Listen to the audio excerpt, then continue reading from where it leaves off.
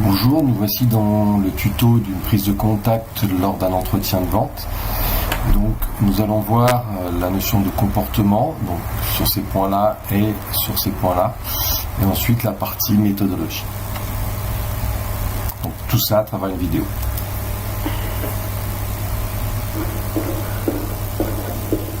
Monsieur Ledoux? Oui. Bonjour, Béatrice Deglas. Enchanté, Fabrice Ledoux, PC+. Je suis content de vous rencontrer en direct. Je crois que vous avez été responsable de la rédaction des appels d'offres pendant 2 ans. Voilà, donc ici on a bien effectivement identification. Donc madame l'acheteuse s'identifie, le commercial se présente, et ensuite il y a ce qu'on appelle le brise-glace. Alors, sachant que parfois il faut mieux pas le faire, mais là c'est sur des éléments factuels. Il sait qu'elle a été dans le service d'achat pendant 2 ans. Pardon. Et ça permet de créer un lien, mais créer un lien et une première une première rencontre de façon professionnelle et cordiale. On voit bien que là, les premiers pas, lui, il se lève.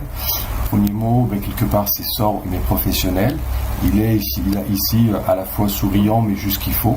Il y a un serrage de main qui était pertinent.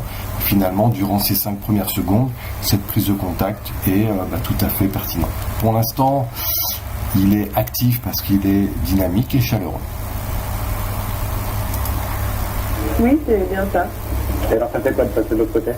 Voilà. C'est très intéressant, parce que du coup, ça permet d'avoir une vision complètement... On voit et on entend ici que ça permet de créer une relation qui est bonne, quoi. Merci. Donc, vous êtes Fabrice Ledoux de PC+. Voilà, je suis responsable grand compte chez PC+, en charge de l'offre globale sur le matériel et les logiciels. Et si vous êtes d'accord, j'aimerais vous présenter très rapidement notre société, que vous connaissez en partie, qui fait des appels d'offres. Ensuite, connaître votre vision sur les achats informatiques. Et en fonction, je vous proposerai des solutions adaptées à vos attentes. Est-ce que ça vous convient? Allez-y. Donc, suite à identification, présentation, le bruit de gaz, mais professionnel, il ne faut surtout pas en faire si c'est quelque chose de totalement, entre guillemets, bateau. Donc, il a posé ici le cadre, le déroulement. Donc, c'est quelque part, il va essayer de comprendre son fonctionnement, son entreprise, et ensuite ses besoins plus précis. Ça permet effectivement d'avoir ici un entretien d'égal à égal, d'adulte à adulte. L'acheteuse sait très bien comment ça va se passer. Lui, ça lui permet de prendre en main l'entretien, et en même temps, l'acheteuse perçoit qu'il a en face d'elle une personne qui maîtrise, et ça va permettre, si vous avez besoin lors de l'entretien, de reporter. Comme il a posé le déroulement, il peut reporter facilement, du style écoutez, vous étiez d'accord sur le fonctionnement précédent, donc voilà, je vous propose de reporter votre question, de la reporter au moment plus précis et plus pertinent, qui est la solution effectivement argumentée. Donc on voit bien ici que quelque part il a été ferme dans cette notion de présentation, du déroulement, mais tout en étant chaleureux. Donc ça, c'est important. Alors par contre, ce qu'il a oublié, c'est de représenter le contexte et l'objectif. Ça veut dire qu'on s'est eu à quel moment.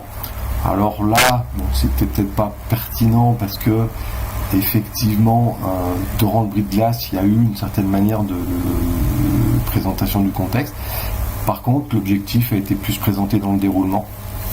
Mais on pourrait faire aussi, c'est au téléphone il y a 15 jours, l'objectif de cet entretien, c'est de trouver un accord, soit sur ce premier rendez-vous, soit sur un autre rendez-vous. Et derrière, effectivement, poser le cadre. Alors après, c'est en fonction de ce qui se passe dans l'échange. Donc ça veut dire que cette méthodologie, il faut savoir l'assouplir, mais y mettre les principaux éléments. Dernier point, la présentation d'entreprise. Donc là, il va se lancer dans une présentation d'entreprise, à savoir que c'est important qu'elle soit brève et dynamique, donc active et ferme, pour ne pas se laisser embarquer par les questions d'interlocuteur. Alors on voit que ça peut être sur activité, implantation, type de client, année d'existence, une référence, et terminé. S'il y a des questions, sachez reporter, mais intelligemment. Comme on l'avait prévu, d'abord je cherche à comprendre qui vous êtes, et ensuite je vous apporte effectivement des éléments d'information. Donc là, ça permet effectivement, puisqu'on a posé le cadre, de reporter très facilement. Si jamais vous avez oublié et que la personne insiste, bien c'est d'une certaine manière répondre de façon très brève, du style type de client, est-ce que vous avez des clients de notre secteur d'activité? Alors oui, on a une référence en plus, et justement par rapport à ça, de votre côté, au niveau de votre secteur d'activité, qu'est-ce qui se passe et finalement comment on pourrait vous aider dans ce domaine-là. Vous voyez qu'on peut d'une question rebondir sur la reprise de la main. Donc voilà sur la prise de contact. Je vous remercie et je vous souhaite une bonne lecture.